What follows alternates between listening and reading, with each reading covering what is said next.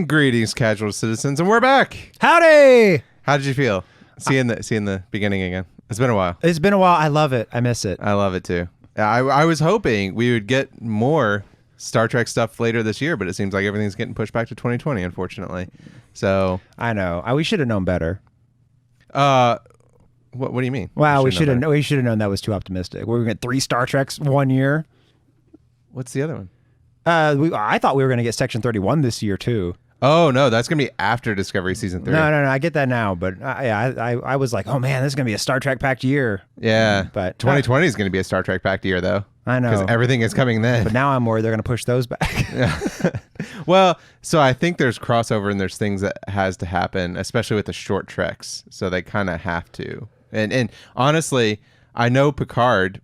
They said, okay, so we're here talking about the San Diego Comic-Con 2019 news for Star Trek because there was a lot. There was a whole lot. A lot happened, which is crazy because the Star Trek Las Vegas convention starts this week. And that's usually where they pack a lot of information. But for some reason, we got a lot at San Diego Comic-Con. But the one we didn't get a lot about Discovery. And so I feel like that's what we're going to get most of at Las Vegas. It seemed like Comic-Con, they really wanted to load it with Picard and Lower Decks. And that's what we got most on. So I expect we'll see more about Discovery and the short treks next week as Las Vegas, Star Trek Las Vegas happens. Mm-hmm. So, and we'll cover that too. So we'll do a video about that too, hopefully. Anyway, and I also want to say, we did this once before, but we had to regroup because we got so much wrong. It's not even just that we got wrong, but there was so much that I thought we had done our homework. We'd read some stuff. But then we recorded a whole video, and then I was doing notes, and I was like, oh, we should confirm about certain things. And I started realizing, there's a lot more information. We sounded like fools. Well, because they've done some things that we'll talk about that I don't like, that makes it difficult to parse certain things out. Sure. And then also, there was a lot that you didn't get from what they officially released, whether it was in interviews or the San Diego Comic-Con panels. And so we had read stuff, and we'd watched the trailers and done all that stuff.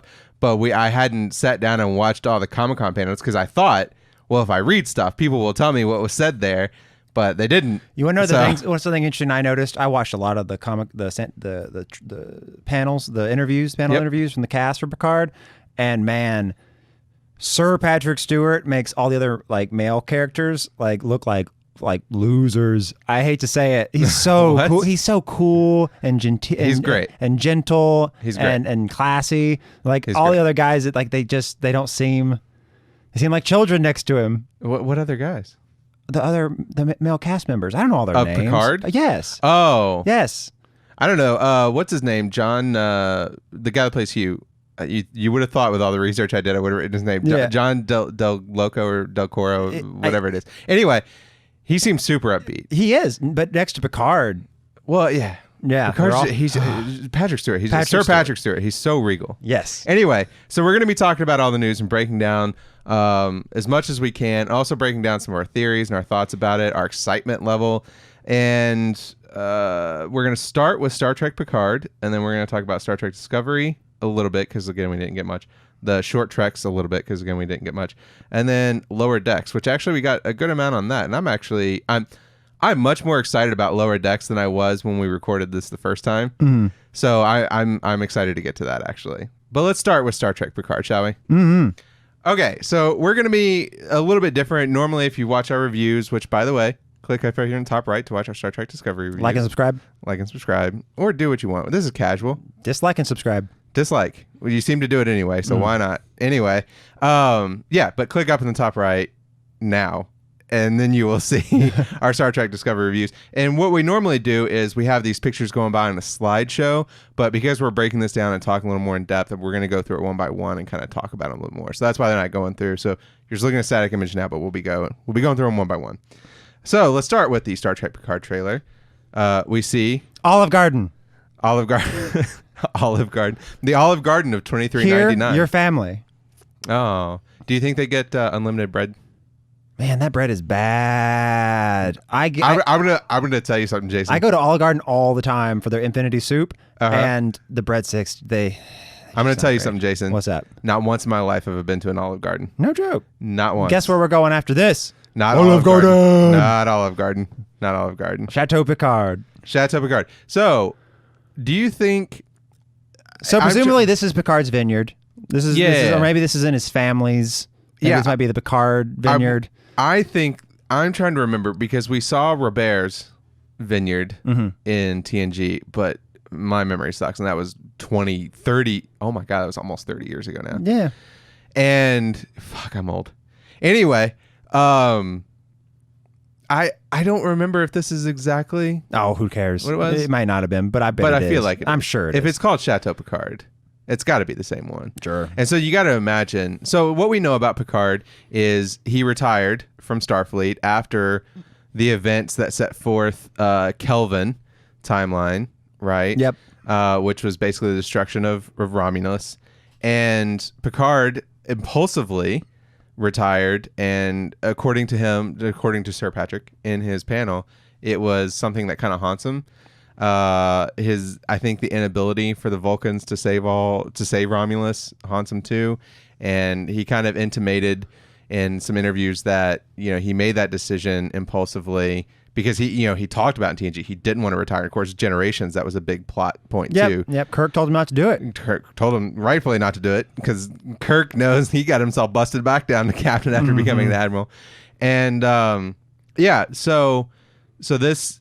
You have to imagine that he retired back to the vineyard after that and just kind of looking for, and apparently he doesn't have hardly any contact with anybody else from the crew anymore, whether it's Riker, Troy, LaForge, none of them. He almost never sees them anymore. Yeah. Now, hold on. Now, this is set in 2399. Yep. Right. So 20 years after Nemesis. Yeah. So we're at the centennial. They're gonna have a we're gonna enter the 25th century. Yes, the 25th centennial.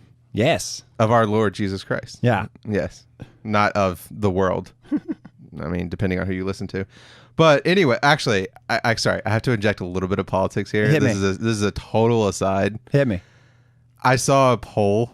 There was a poll that came out that said the majority of Americans, it was like 53%, believe that humans came into existence less than 10,000 years ago. Well, that's fine. That's fine. Much good. What a failure of our education system. Much good may it do them, I suppose.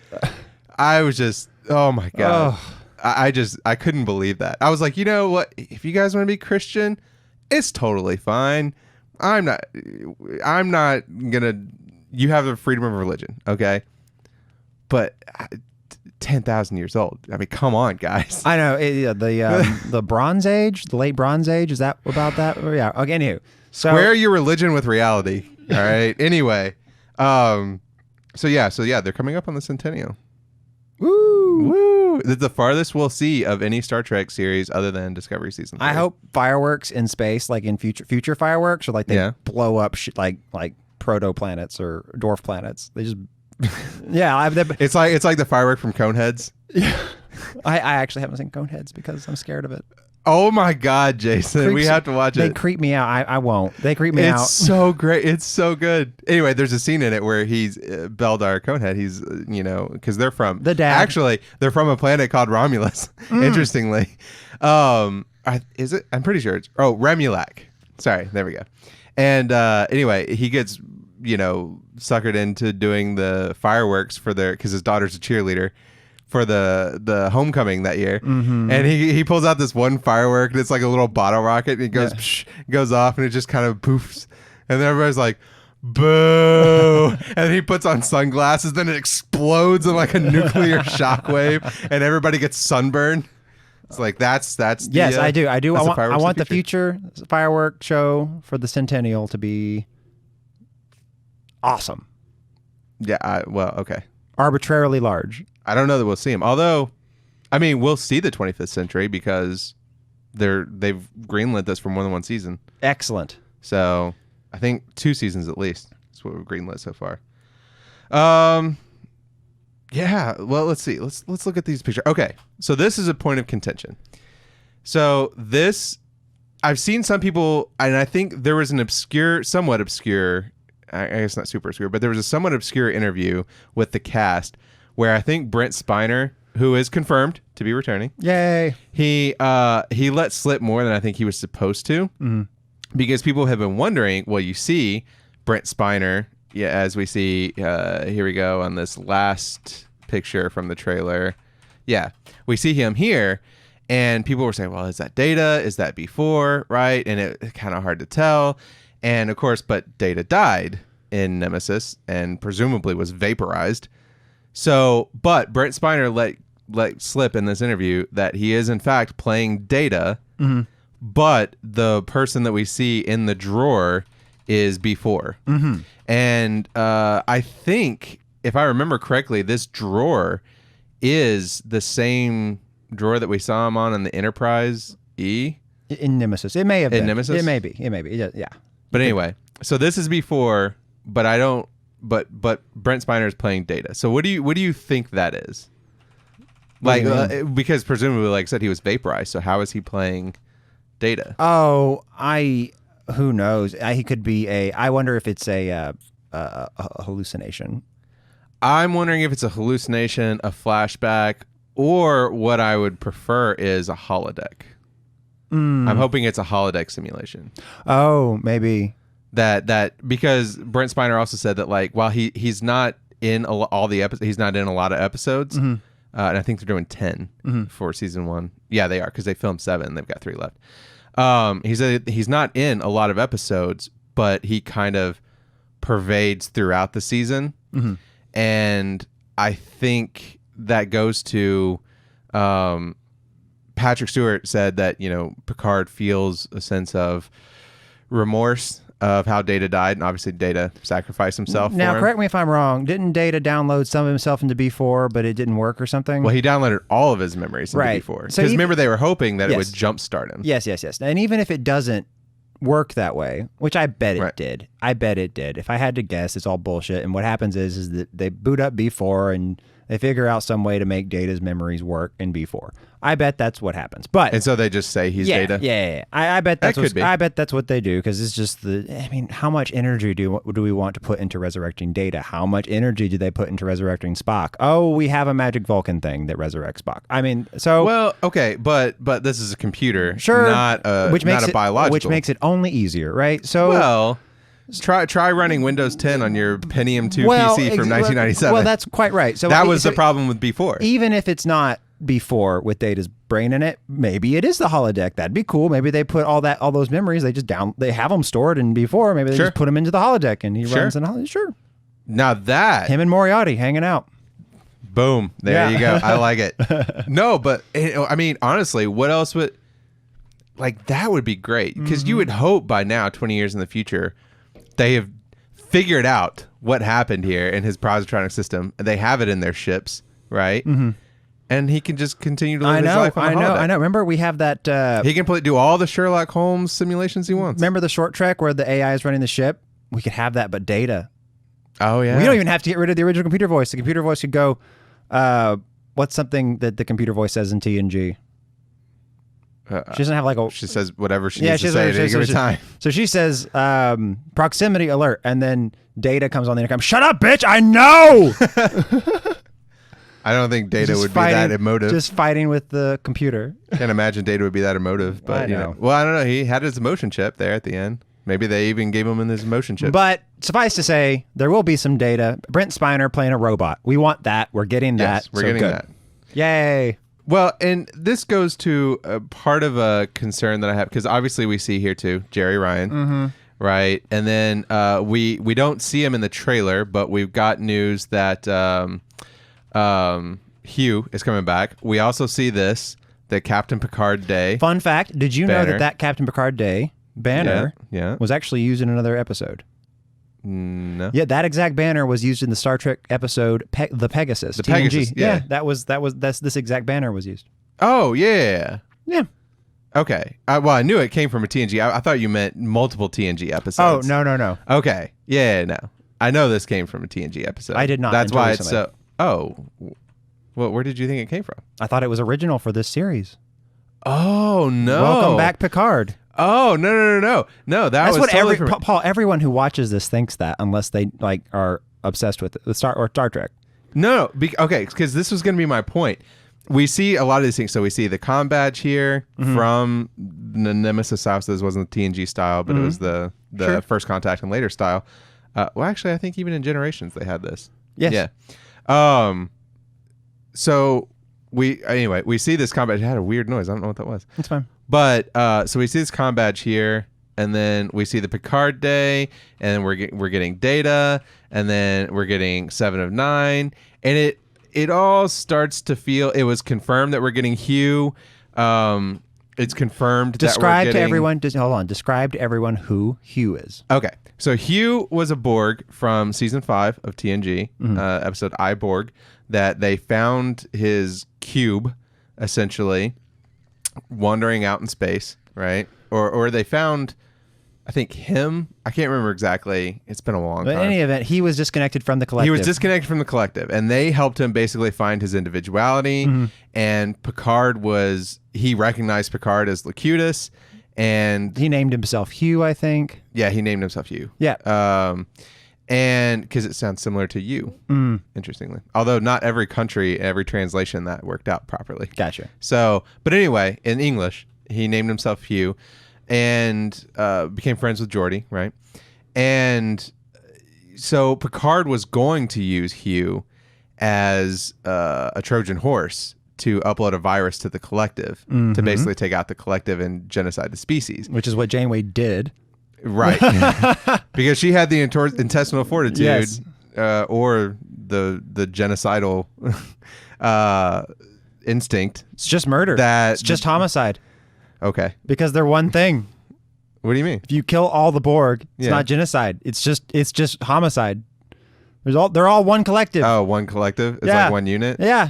But not really. I know. And that's the whole point. Yes. Like, Crusher, she refused to do it in that episode. Yeah. And her whole point was like, hey, look, yes, they're a collective and they're awful and all that stuff. But like, if you bring them out, like, we got you back. It's like killing a bunch of war prisoners. Right. Honestly. Right. Honestly. And we got Hugh back. We got 709 back. And she was like, I refuse to genocide this entire species, you know. And so anyway, so they eventually let Hugh go back to his cube, but he still has all of his, all of his experiences as an individual now, right? And so his cube goes crazy. It starts to spread. Now, the interesting thing that doesn't quite make sense about that is... It makes it dysfunctional in the cube. Yeah. And then so the Borg... They cut it off. They cut off the Borg cube from the rest of the collective. So now there's a rogue cube. Okay, but here's the thing. If it's... Like, the collective is omnipresent and continuous, right? Yeah. As long as you're connected to the link, it's everyone in the collective is experiencing everything at the same time, right? So it doesn't really make sense of how just his cube was affected.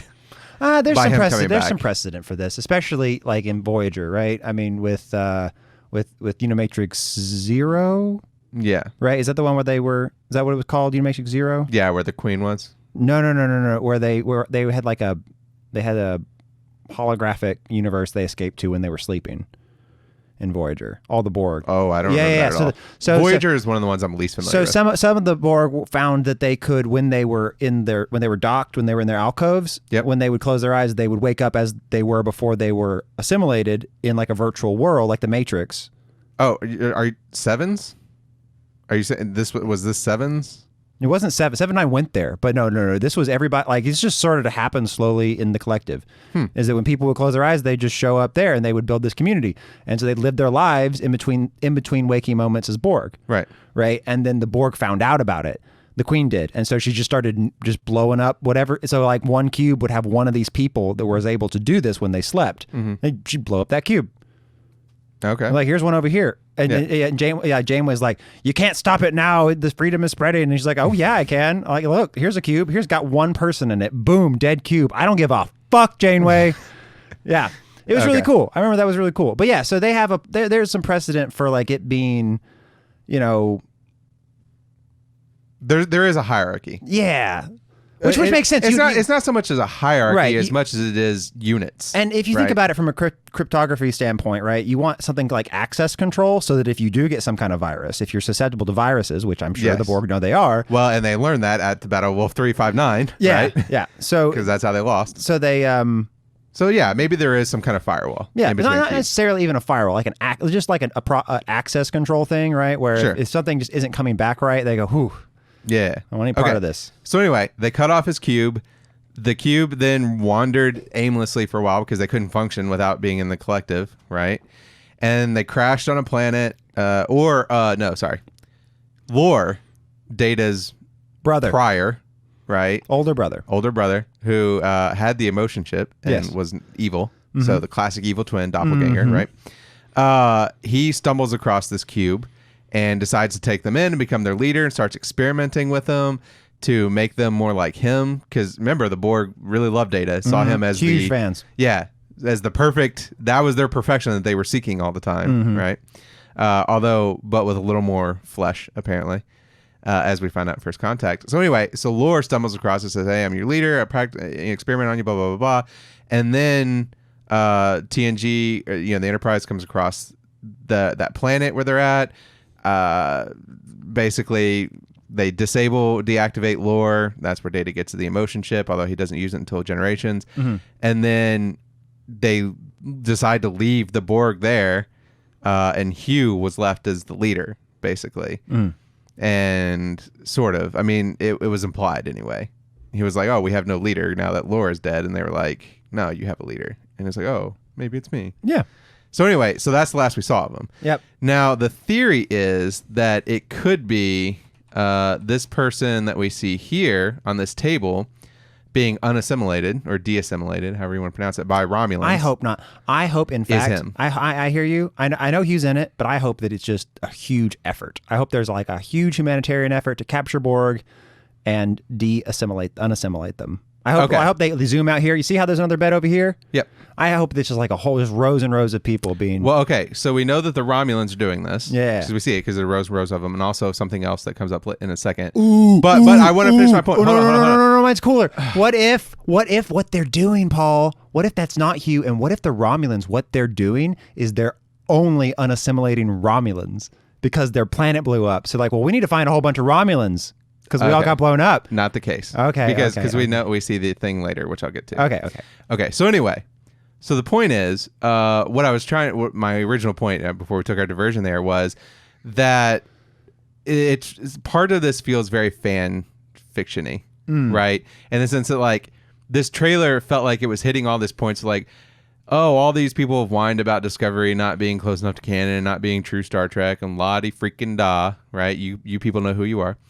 That they're like, oh, we're going to throw everything. So we're bringing back Picard. Oh, look, it's the old comm badges. We even see the uniforms look more like they did in DS9 and Voyager and Generations, although not what they looked like after that, but nonetheless. And then, Jerry Ryan, Brent Spiner, it's been confirmed that Riker and Troy are going to be on here. Woo! It just all feels very like, hey, you've been complaining, so let's just hit all the fan service notes, which was the problem with Nemesis. I guess.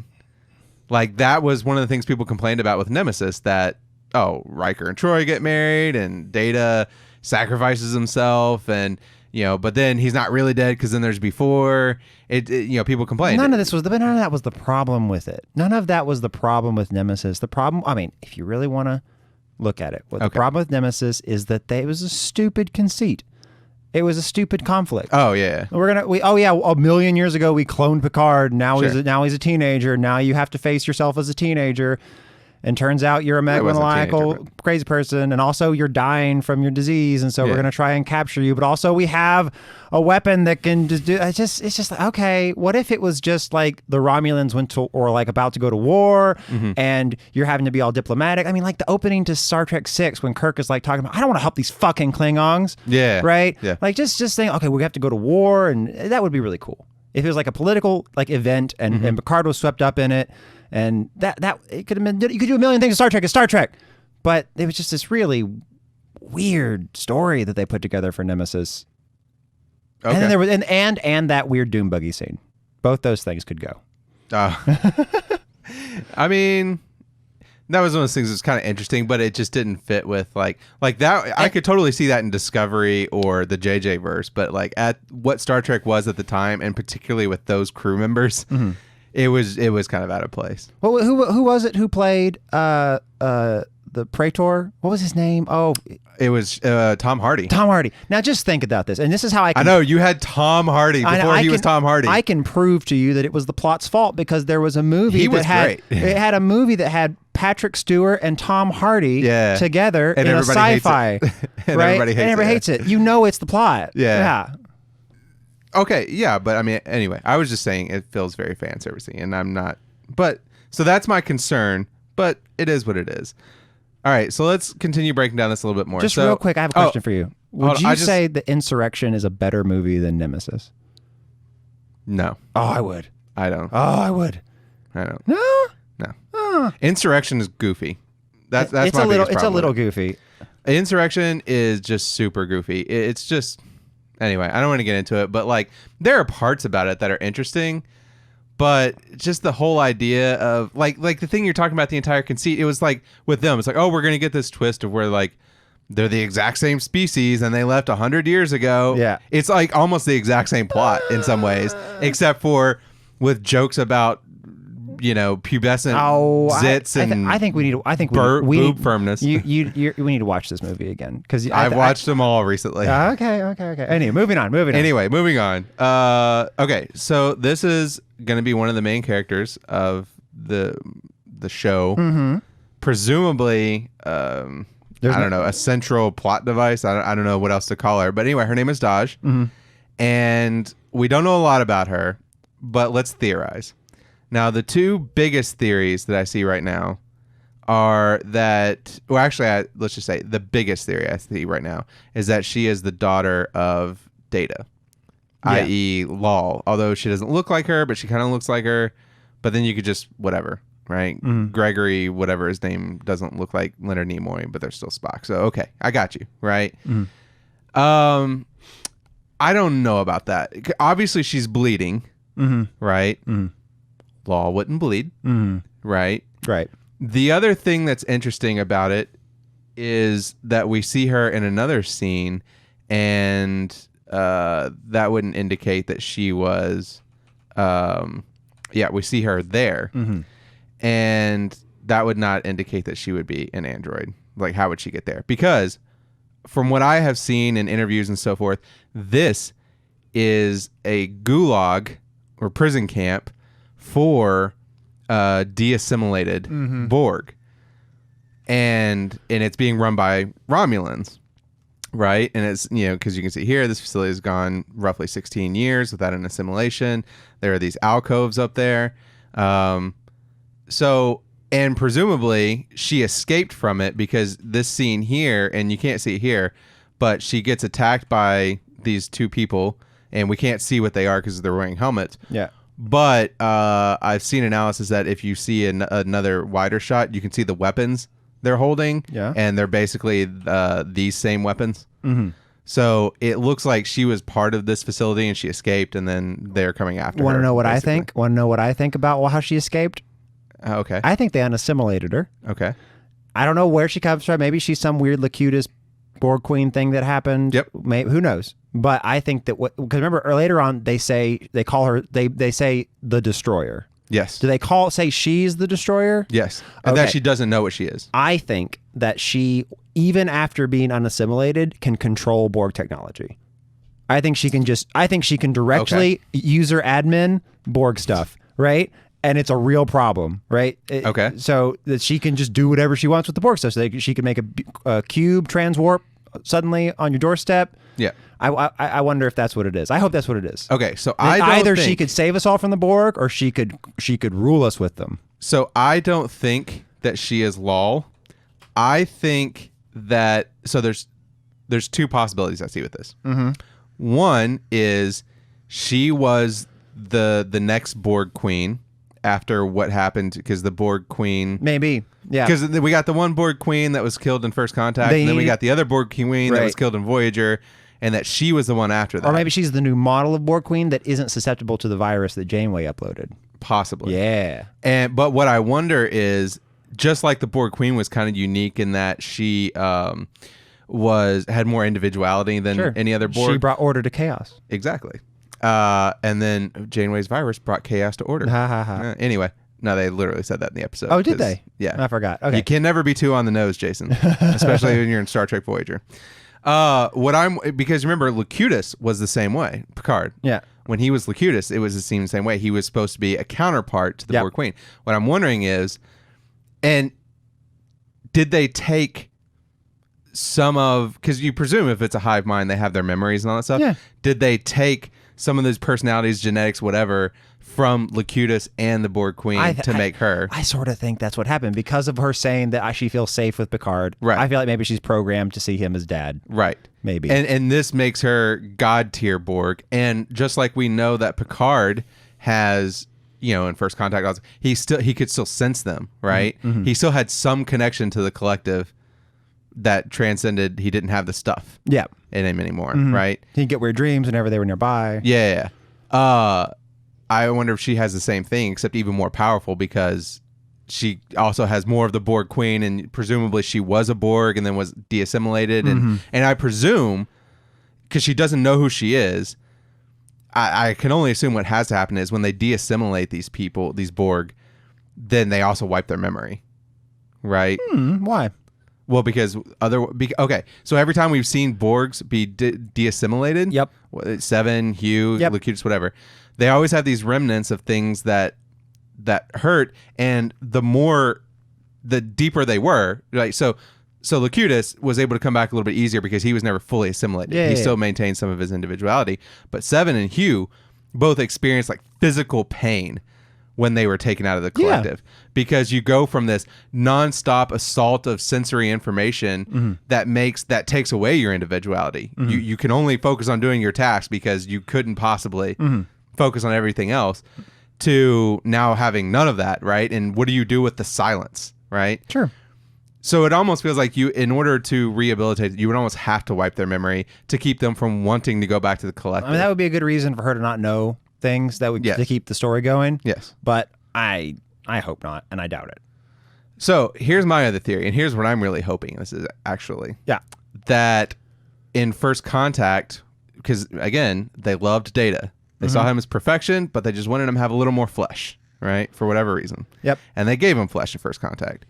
What I'm hoping is that they took whatever they learned with all that stuff they were doing with Data when they were on the Enterprise, and used that to create her as sort of a machine like Data, but with the flesh and with the Borg mentality. A Terminator.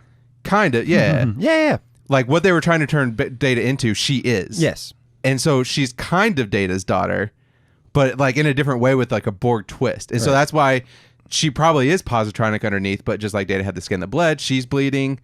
That's what I'm thinking. And that's what I'm hoping. And or that she's like a cross between, and she also rose up to be the Borg Queen after all that stuff happened. You want to hear something fucked up? What's that? I wonder if maybe when Picard was Locutus, maybe he assimilated her and she remembers it. Ooh. And there's some kind of weird connection between assimilated. Yeah, it's kind of a vampire thing. That'd be cool. That'd be cool. Oh, it's like a created. Yeah. Oh, what was True Blood? Yep. Oh, wow. Yeah, but that's older than True Blood. That well, yeah, but a True Blood, they were like legitimately like tied. Yeah, but that's a common theme in vampire lore. Yeah. Anyway, that's good. I do like that. I hope and so. the Borg are kind of like vampires. Yeah. I kind of like that. But whatever, I like it. It could be good. I hope so. What would you hate? Because there's something that she could be that you would hate. Honestly, I wouldn't like it if she was Lol. If that's what that was. I don't see the utility in it for sure. I don't either. Yeah, I also don't want her to have her memory wiped. I hate that shit. I hate because if they wipe her memory, we're gonna be doing Born Beautiful Yesterday, which I don't want. I hate that. Okay. You know what I mean? Like in Fifth Element. Yeah. Where they get some girl, she's real pretty, and she can fight, but she doesn't know anything about anything works. It's a trope in sci-fi. Yeah. I could do without. Beneath you, Sir Patrick. I got you. Yeah, and Patrick Stewart has been involved in the story and the writing, so I would hope he could avoid that. But okay, we see the Romulans. These look like upgraded versions of the Valdor class. Fight me. Yeah. We had an argument about this.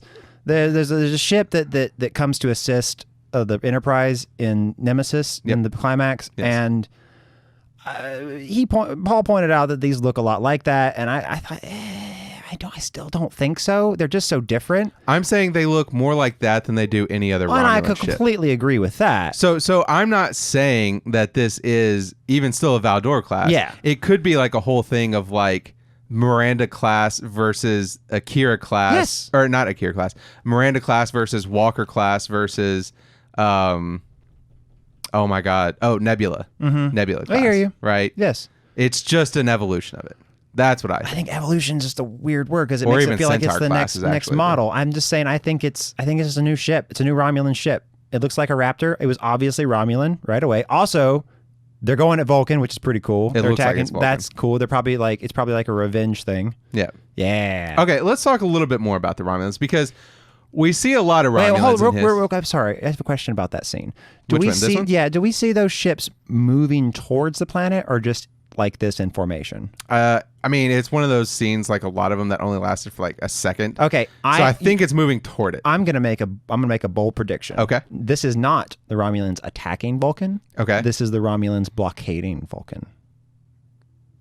Okay. Yeah, they're gonna blockade Vulcan from like goods and shit. Yeah, Okay. it's like That's sanction, interesting. like sanctions. It feels like the Vulcans would be able to defeat that blockade fairly easily. Not through force.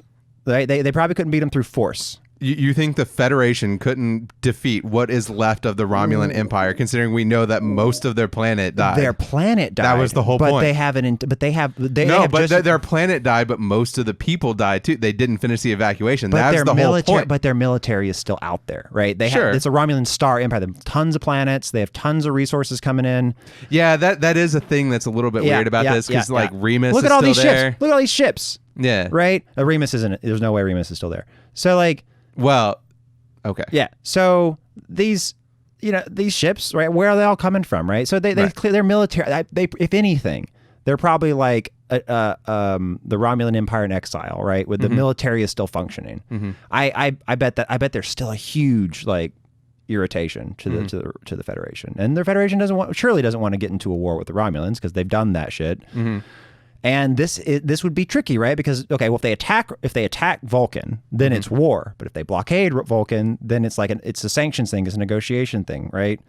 So that's kind of what I'm hoping. I'm hoping it's a blockade.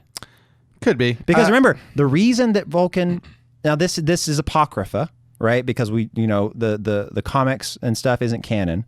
Yes. But the reason Vulcan, but in the beta universe, I suppose. Okay. In the extended universe of Star Trek. Yeah. I think beta is as close as we get. Yeah, in the comics, the Vulcans actually had the technology to stop this star from going nova, and they knew before the Romulans that it was going to explode. Oh, that's not beta. That part is canon. Oh, okay. Well, that was said in the comics. Is that the Vulcan knew? Well, that was said in JJ Star Trek. No. The Vulcans knew before the Vulcan High Command knew before the Romulan Empire knew. And they told the Romulans didn't believe them. And the Vulcans were like, hey, but we can stop it. You just have to like work with us here. And the Romulans were like, no. And then they waited too long. And then the Romulans saw, oh shit, it is going to blow up. And then we have to go talk to the Vulcans. And the Romulans were like, the Senate was like, we can't trust them. They'll never help us. We should take it from them. Right. And then it spirals out of control. But then Spock ends up getting a hold of the ship and going to save the day. It's too late. But the reason they're too late is the Romulans' own fault. Because they wouldn't say yes to the help. Yeah. Right? So this could be a blockade of, well, we want that fucking technology now. Maybe something like that, right? I don't know. Oh, so you're saying like this could even be before Romulus was destroyed? No. I'm thinking this is after and they want that technology. The red matter? Yeah. I do. I mean, there's always the possibility that this might even be where we see Nero get... Like maybe he does get no, because we see it. Never mind. Yeah. That happened when it blew up. Never mind. Yep. I was gonna say because I was thinking Nero got the red matter, but no, he just got pulled in when he was chasing Spock. That's what happened. Do you think we'll see Nero? I don't think we'll see Nero. No. That would be silly. Okay, so we see a lot about Romulans, and there are some conflicting things in here. And one of the things that made this difficult to break down is it doesn't appear that they can decide on what Romulans are supposed to look like, or they've added variety to them. So I look at that and I say, she looks Vulcan, right? Yeah, I hear you. There's no brow. Her skin tone is totally humanish, right? Yeah. Whereas the Romulans that I'm used to, They have brows. they have the brow ridges, Yep. which I don't know that we know where that came from because it hasn't been that long since they split from the Vulcans. It's been a minute. But well, only a few hundred years. Yeah, I was about to say, I think it actually is only a few hundred years. Yeah, you're right, it hasn't been that long. But also what I wonder is like, some of the speculation is it was crossbreeding with the Remans because the Remans had, very weird, very different, skulls. But then the Romulans that we see in JJ have no brows. Yeah. Right? They just look kind of like Vulcans, basically. But anyway, I'm used to the Romulans that look like TNG Romulans, which are like, they have greenish skin and then the prominent brows. By the way, I was watching an episode of TNG, and one of the first Romulans that we see in TNG, he's captain of one of the Dahj ships. One of the first times we see it, and it was played by the same actor that played Gul Dukat. Oh, that was interesting. Oh, I didn't know that. Yeah. Holy shit! Because with the makeup, it doesn't. You don't see it at first, but as soon as he speaks, because he has that signature voice, you're like, oh, that's Gul Dukat. Anyway, but they don't look like that. They don't. At least she doesn't. Now, when you look at them, like this woman right here, she looks straight up like a TNG Romulan. Oh yeah, right. Now this guy is somewhere in between. It's blurry, so it's kind of hard to say. I think this is going to solve a lot of problems for us. I think this. I hope Picard, this series, they say, hey, yeah, you know how sometimes Klingons look different, and you know how sometimes Romulans look different. It's because they're huge fucking empires. They're huge empires. Yeah. We genetically modify people. That's what I all wish, the fucking time. That's what I wish they had done with Discovery with the Klingons. And one of the Romulans says, and if you guys want to have a problem with Romulans doing genetic modification, let me talk to you about Khan. Yeah. One of my biggest problems with Discovery, again, watch our Discovery reviews. One of my biggest problems with it is I hate everything they did with the Klingons. But I also, even more than that, I almost hate the way they tried to retcon them so much in season 2. And they were like, oh, they shaved their heads because of war and la-di freaking da. And I'm just like, it's a big empire. Yeah. Right? The Remans are technically Romulans. Yeah. They're part of the Romulan Empire, and they look totally different. Just make it a thing. Right? I think this is all... And we've seen Klingons go through so many different... I think you're all racist. That's what I think. You just can't handle them not looking like a good Christian Klingon. Exactly. Well, and the Romulans. No, but even Klingons I can get behind. The Romulans is so difficult because you run the risk of the first time we did this recording, I thought this was a Vulcan. I know, but I was like, she doesn't act like a Vulcan. Yeah, that's the thing. She clearly doesn't act like it. And I think that's going to, I think that's going to come across in the show. Yeah. That, you'll be able to tell, like, this person's not a Vulcan because of how they're acting. Yeah. But in a trailer, it's really hard to get that. You see what I'm saying? I do. Because you only get one line from her, and you never see. I don't know her name. I don't know anything about her. She looks Vulcan to me. And the same thing. This I think is Vulcan. This guy, maybe, yeah. Either that, or there is a cool new crossover with the Lord of the Rings series on Amazon Prime. Yeah. Because he straight up looks like an elf, and I'm not a fan of that. So it's just, I'm not digging this guy. Mm-hmm. I don't know what he's going to be. I'm not a fan of him so far. His eyebrows are funny. Now, you see this guy, and you immediately go, oh, this guy's Romulan. He feels Romulan. Now, the skin tone's not so green, but he has kind of the ridges. He just looks sneaky. That's not very nice. Well, because now you're saying about the actor in real life. He's squinting. He looks sneaky. I disagree. Anyway, but the ridges make you. And then we see, this guy. Apparently, this guy also Romulan. Oh, really? Yeah, both of them. I can't really see his ears ever. Okay. So apparently this ship is a Romulan ship, and it's whoops. Well, I made a mistake there, didn't I? Apparently this ship is a Romulan ship, and she's there, and so they like recaptured her or something. Yeah. So and he's the one that says that she has no idea who she is, right? So apparently they're both, and his name is Narek. Ooh. Yeah. So sounds Vulcan. I know.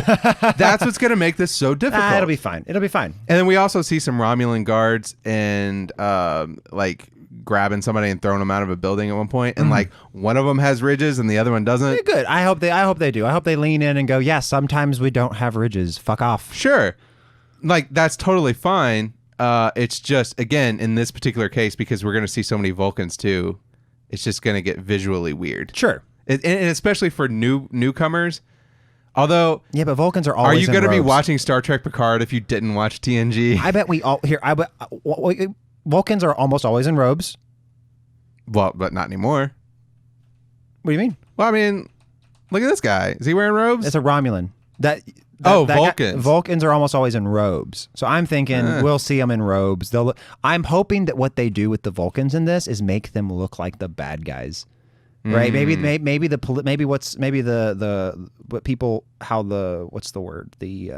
popular consensus in the galaxy is that the Romulans should have helped the Vulcans harder.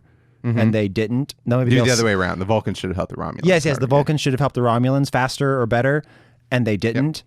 And so, like, they come off kind of like Mirkwood in Lord of the Rings, like Thrawn. I'm not a Lord of the Rings person. I don't know what that means. The wood elves, right? They're just they're kind of not. They don't want to really get involved in. Yeah. Right. So they're above it all, right? And there's always been a bit of that. The Vulcans do act like that. There's always been. What if it really comes to a head and it's like, you guys, like, you act like you're better than everybody, but when it came down to it, you didn't help us. You could have helped us, and you didn't. Yeah. And you fucking talked about like how the Romulans didn't deserve it or something, or you could have helped them, and you came up with excuses not to, and now billions are dead. Yeah. And so, like, maybe there's that would be interesting. Yeah, and so maybe the Vulcans seem like kind of like the elitist bad guys, not evil, but just like just this ivory tower, these fucks, you know. And that would, I mean, so we blockade them. Well, Enterprise. I mean, that's how they were portrayed in Enterprise, right? A lot. And you know, it's interesting, and this is kind of looking ahead to the short treks, because we get a short trek with Spock coming back, and there's that one scene where he asks number one, he says, like, have you ever considered that the Prime Directive is not only immoral but illogical? Yeah. And I was like, that makes sense. So, like, why are the Vulcans so bad about it then, you know? Yeah, well, first off, it's a Vulcan ideal. In fact, that's the reason the Expeditionary Force does things the way they do. Is your fucking plan, bro? I know. Yeah. So, like, but it's interesting that Spock would ask that. In fact, if I was stuck in an elevator with Spock and he said that shit, I'd say, yeah, I agree. The Vulcans are stupid. Tell your dad. Anyway, let's see. Oh, here we go. So we did get this shot of the new bridge. It's got Jim from The Office. Wait, what? They're from far away, kind of. Oh, the captain? Yeah, I was joking. Okay, so the captain is Chris Rio. He's played by Santiago Cabrera. We don't know a whole lot about the crew so far, except they're supposedly a ragtag crew, people that have a whole bunch of dark stuff in their past. So we see Santiago Cabrera. Like I said, he's ex-Starfleet, and he is the captain of this ship.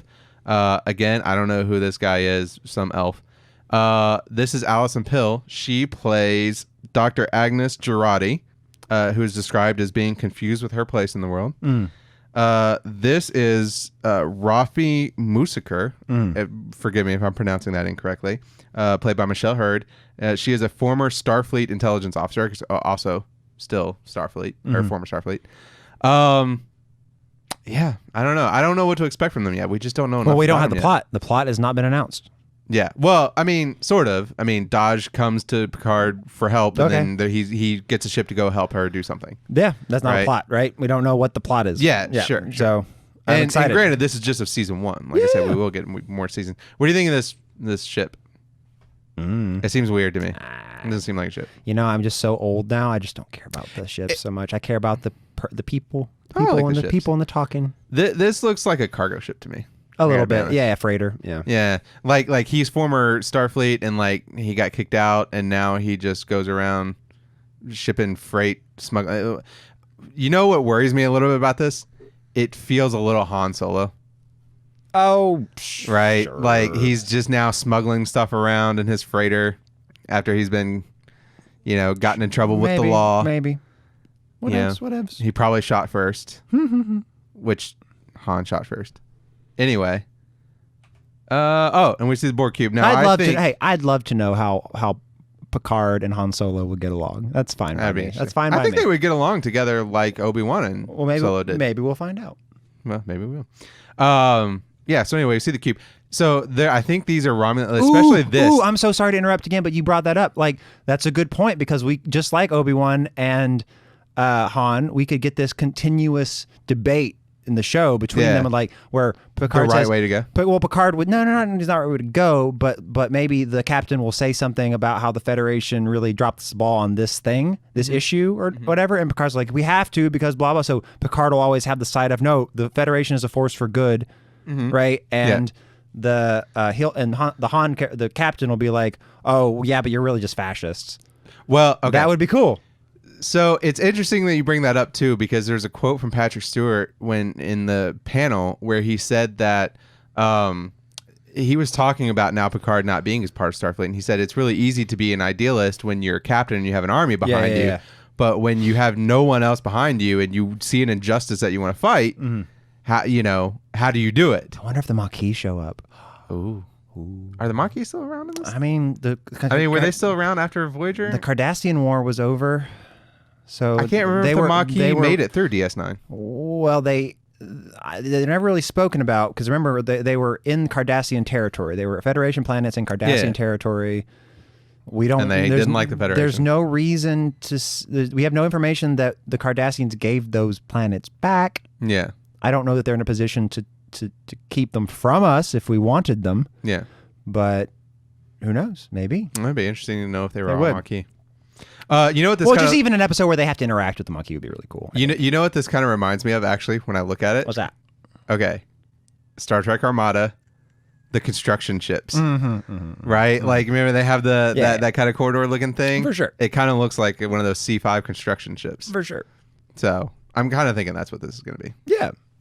Let's see what else do we have. Oh, the Borg cube. I think this is that prison camp that we saw. That gulag. Oh yeah, for sure. I think this is from the outside because it had the alcoves, and you see, like, I think this looks like a Romulan ship. It's blurry. I don't know how everybody got good screenshots because every time I try to watch a trailer, it's horrible bitrate. Which, by the way, it takes me to this picture right here and right there. If anybody could tell me what the hell this is supposed to be, it just looks like a big macro blocky mess to me. I'm excited to find out. I have no idea what this is supposed to be. Who knows? And every single time I watch a trailer, it's looked blurry as hell like this, and I don't know what that is. So anyway, is there anything else here? Oh, Jerry Ryan's coming back. Sure. And she looked a little, I thought her character was much more emotive than Seven was when we last left off. A little bit. She still seems officious, but yes. But I'm thinking this is going to be some kind of. I'm hoping, and I don't think she's going to be in a lot of episodes either. In fact, it may just be like one or two, right? But I kind of hope that part of what we get out of this is like, with all these Borg being de-assimilated and reintegrating, yes, how much their personalities change over 20 years, Maybe right? she's in charge of it. Maybe she's like the CEO of the Unassimilate Corp. Maybe she's working with the Romulans. Who knows? There will be no corporations in our communist Star Trek future. You know what's funny about Star Trek's approach to people learning to emote, people who like don't have emotions and learn to emote? The first thing that comes out, and with the exception of Data losing his mind with it. Yep. But what Star Trek seems to suggest is a healthy way to start emoting. Yep. Is wry humor. Yep. And you kind of get that wryness from her here. So when you say she seems more emotive than she did in Voyager, she says something like Picard, right? It just seems wry, right? She just seems coy. Okay. So that's kind of always how they do it, right? And even when Seven would kind of emote in Voyager, it was that. She'd say something right, no.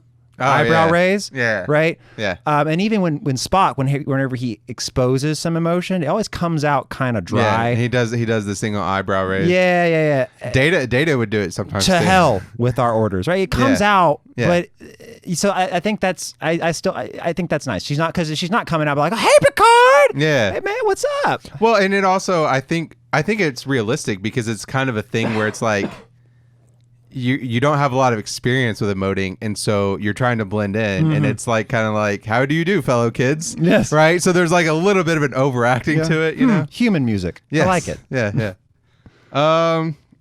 Do you have any other thoughts, Picard? Nope. You excited about it? I'm so excited. I'm excited about it. Yeah, I'm excited. They say again, it does look a little fan. You want to say but... fan? I don't know why that's such an. Fuck it, let's do it. It's all fan films. Gene Roddenberry's dead. It's all fan films. Because you of all people should know why that becomes a problem. Because you look at me every single time I talk about the fucking uniforms. That's why it feels. Because you're giving in to all the people who care even more about the uniforms and the look than I do. If you try to make it all fan fiction-y, because you'll never make them. You'll never make those people happy. Oh sure. The people that just want TNG the sequel. Mm-hmm. They won't be happy. Those people exist. They just want him to be on the Enterprise. Oh, yeah. Fuck those people. Oh, yeah. Ugh. They're all over YouTube. Ugh. Fuck you guys. Like and subscribe. I got to say this. I see a lot of Star Trek content on YouTube, and I just can't watch most of it because so much of it is this weird conservative, Star Trek was actually anti-political correctness, circle jerk bullshit. And people are like, this new Star Trek, it's all SJW nonsense. And I'm just always like, what fucking show were you people watching, right? And what I loved about doing the research and watching all these panels at Comic-Con was how nobody there acted that way. Over and over again, Kurtzman was like, no. Star Trek has always been about exploring diversity, infinite diversity and infinite combinations. Our diversity is our strength. Right, sending these messages, and they're important now They're important more now than ever, right? In some ways, mm-hmm. And the Comic-Con, the people there that were at the panels were like 100% on board with it. Yeah, they were like cheering and they're happy about it. They cheered Star Trek Discovery. They loved Sneak with Martin Green when she came out, and it was just like you fall into the YouTube pit of that's just not how Star Trek people on YouTube react. All the big channels on YouTube about Star Trek, at least the ones that I see, and I'm not going to name any names because I'm not here to start beefs with anybody, mm-hmm. But they're just all just so negative and so weird, and I just don't understand it. And it's great to see that no, in reality, none of the people working on it and most of the people that are watching it are not that, right? Are about, yes, I love that. Okay, we're going to see different kinds of ships. Oh, I know. We're going to see different variations of Romulans. Oh, and Red Letter Klingons Media. And all that Red stuff. Letter Media. I'll take beef. They I remember when we started this with Discovery, and they were shit talking it so hard, and I'm like, man, I feel like you guys don't remember how bad the first season of TNG was. Oh man, I mean, yeah, I mean, it's maybe this. I feel like they don't remember how bad a lot of Voyager was. It's fine. It's fine. I mean, they'll work it out. They'll get feedback about what people don't like from season 2 of Discovery, and they'll make a better season 3. I hope. Yeah. I mean, Jesus Christ. I mean, I take umbrage with some things they do that don't make sense canonically. But the bigger thing that I always take with it is not that they do this thing that doesn't look exactly the way it used to, but that they then try to retcon and go, oh no, it's totally fits within this and in this way and that way. And I'm just, because my thing always been, just do what Gene Roddenberry did. When they redesigned the Klingons in the motion picture, they were just like, hey, these Klingons don't look anything like because the Klingons that we saw in TOS just look human, except in brown face, which is awkward today.